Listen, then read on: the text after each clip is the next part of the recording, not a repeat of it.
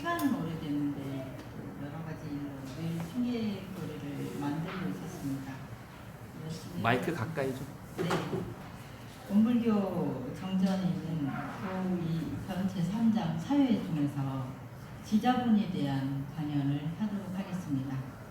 지자본의 강령은 지자는 우자를 가르치고 우자는 지자에게 배우는 것이 원칙적으로 당연한 일이니 어떠한 처지에 있든지 배울 것을 구할 때는 불합리한 차별 제도에 끌리지 아니하고 오직 구하는 사람의 목적만 달하자는 것이니라 하셨습니다.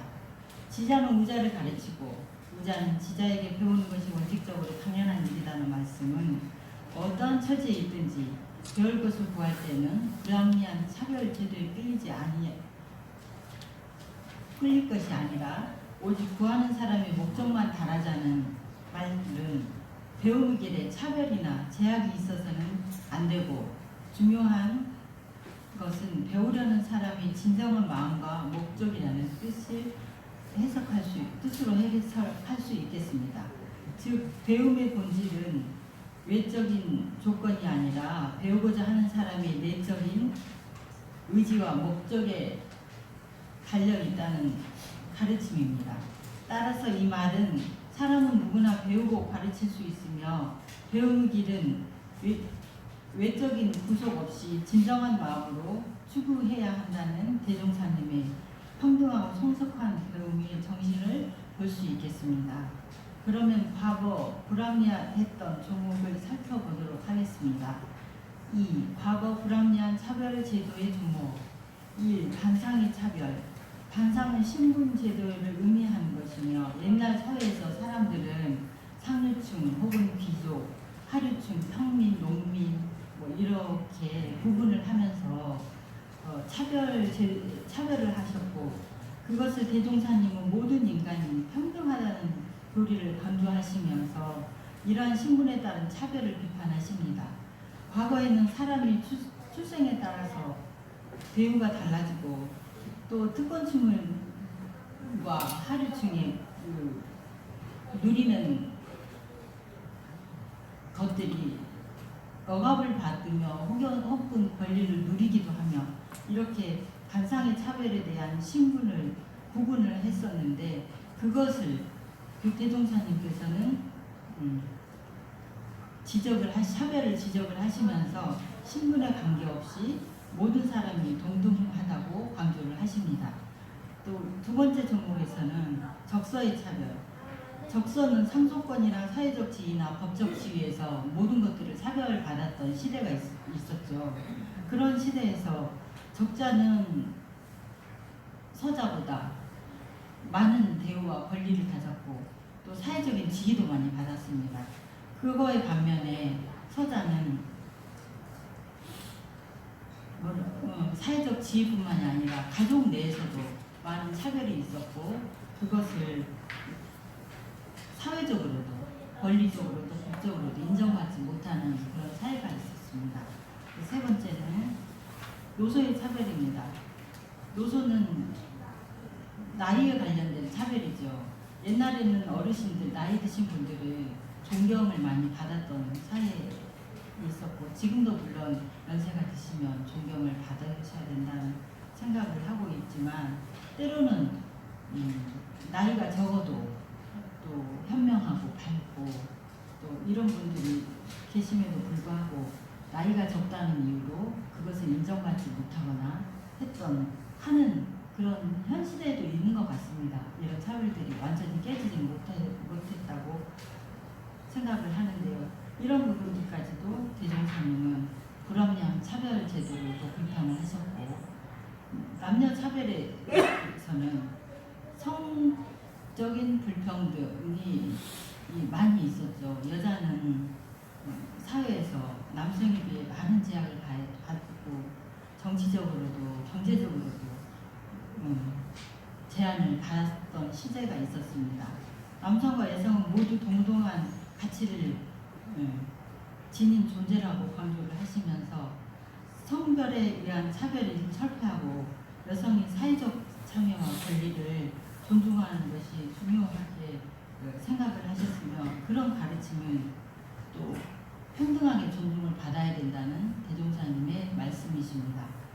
또 종족의 차별은 과거에 많은 사회에서 특정 종족이나 민족에 속한 사람들이 종족이나 민족이 억압을 받았고, 또 대종사님은 모든 인류가 하나의 가족이며 하늘아니란 말씀을 하셨잖아요.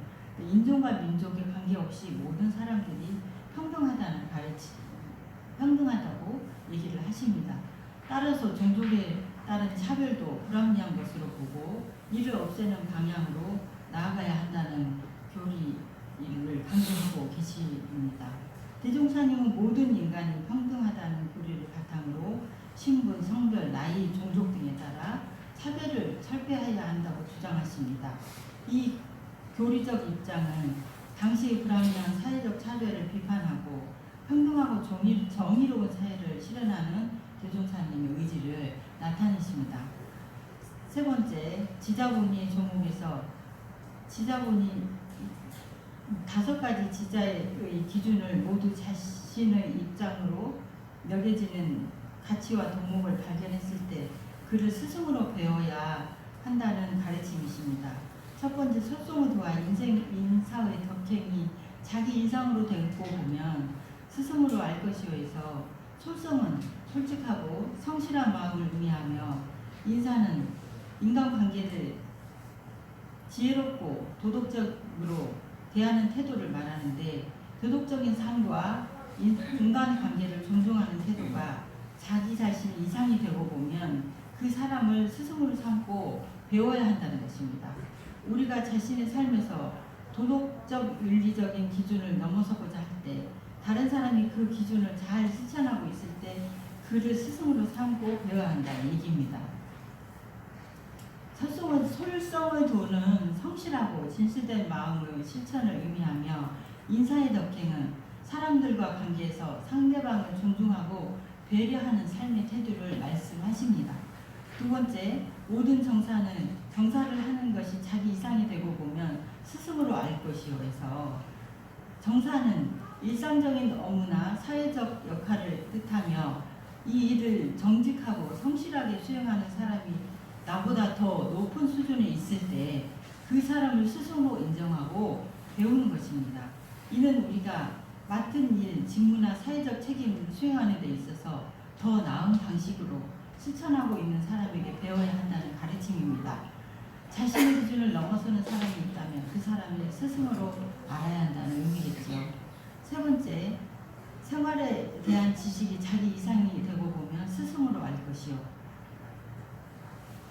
생활에 대한 지식이 자기 이상이 되고 보면 스승으로 알아야 한다는 것은 일상생활에서 필요한 다양한 지식과 상식 그리고 실천적인 경험을 말하는 것입니다. 내가 아직 해결하지 못한 문제나 더 나은 지식을 가진 사람을 스승으로 삼으라는 가르침은 이는 우리가 일상생활에서 부족한 걸 느낄 때 그에 대한 지식이나 경험이 더 뛰어난 사람에게 배워야 한다는 뜻입니다.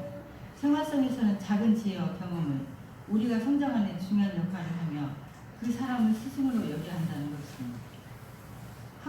네 번째, 학문과 기술이 자기 이상이 되고 보면 스승으로 알 것이요. 그래서 우리가 공부나 학문이나 기술이 자신보다 더 나은 수준에 이르렀을 때 그 사람을 스승으로 삼고 배우라는 내용입니다. 학문과 기술은 지식과 능력을 통해서 발전할 수 있으며 그 분야에서 뛰어난 사람에게 배울 수 있어야 한다는 가르침입니다. 학문적인 성장이나 기술적인 발전을 위해 뛰어난 스승을 만나고 그에게 배우는 것이 중요함을 알리고 계시는 것입니다. 기타 모든 상식이 자기 이상이 되고 보면 스승으로 알 것이니라 해서 우리가 일상생활에서 필요한 기본적인 지식과 판단력을 말합니다. 우리가 가진 상식의 범위보다 더 뛰어난 상식을 가진 사람을 스승으로 삼고 배우는 의미입니다. 여기서는 우리가 일상에서 흔히 접하는 상식적인 판단력이나 지식에서 더 나은 사람을 스승으로 배워야 한다는 교훈을 주고 계십니다. 여기에서 스승에 대한 차별 없이 구한 때에 구하라 이렇게 말씀하셨잖아요. 오늘 우리는 이상의 모든 종목에 해당하는 사람을 근본적으로 차별하게 할 것이 아니라 구하는 데 있어서 하자는 것이라고 되어 있습니다. 이를 통해 스승에 대하는 태도에 대해 깊은 교훈을 주고 계시는데요. 우리는 앞서 5가지 스승의 기준을 살펴봤는데, 첫 번째 도덕적 성실성과 인사의 덕행, 둘째 정사의 수행, 셋째 생활에 대한 지식, 넷째 학문과 기술, 다섯째 상식을 넘어서는 사람들을 스승으로 삼고 배워야 한다고 말씀하셨습니다. 그럼에도 불구하고 그들에 대해 근본적으로 차별을 두지 말아야 한다는 가르침은 구절구절 담겨 있습니다. 차별 없이 스승을 구하기 위해서 우리는 특정한 분야에 뛰어난 사람을 스승으로 삼고 배울 필요가 있지만, 여기서 중요한 점은 이 사람을 근본적으로 차별하거나 구분해서는 안 된다는 것입니다. 모든 사람은 각자의 장점과 능력을 지니고 있으며 그들이 필요에 따라 스승으로 모시고 배워야 한다는 가르침입니다. 예를 들어서 도덕적 기준이 뛰어난 사람, 업무 처리에 탁월한 사람, 또 혹은 생활의 지혜를 많이 가진 사람 등 각각 다른 면에서 뛰어난 사람이 필요할 때 스승으로 삼아야 한다는 것입니다. 또 스승을 구하는 시점은 다른 상황에서 필요한 스승이 달라질 수 있다는 것입니다. 구하는 때란 내가 필요한 지식이나 덕행을 찾고 그것을 실현할 수 있는 사람을 그 시점에서 스승으로 삼아야 한다는 의미입니다. 그러므로 일상에서 여러 사람을 스승으로 삼을 수 있지만 그들이 갖는 특성이나 장점에 따라서 그때마다 배우는 것을 의미하는 것이죠. 구하는 때에 적합한 스승을 찾는 것이 중요하다는 것입니다.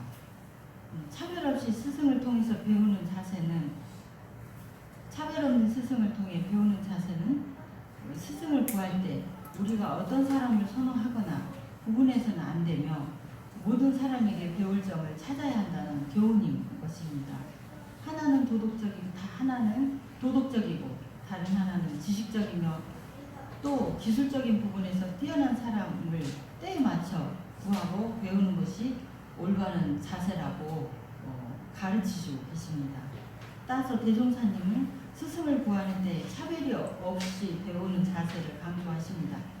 우리는 도덕적, 지식적, 기술적 면에서 뛰어난 사람을 구할 때 그들이 차별된 특성을 인정하고 필요한 시점에 적합한 스승을 찾아 배워야 하고, 모든 사람은 각자의 역할과 덕목을 지니고 있으며 그들 모두가 우리의 스승이 될 수 있다는 열린 마음을 가져야 한다고 하십니다. 그래서 우리는 다양한 사람들로부터 배움 기회를 얻고 더 나은 삶을 살아갈 수 있도록 대종사님께서는 이 세상을 만들고자 하는 이런 세상이 자력 양성하고 지자는 우자에게 배우며 타자녀 교육을 하며 공도자 숭배를 하는 세상을 만들어 갈 때에 저절로 이런 세상이 되어가지 않겠는가 하는 생각을 해보면서, 이상으로 지자이면서 부족한 말을 경청해 주시는 교도님이 진정한 지자이심을 말씀드리면서 마치겠습니다.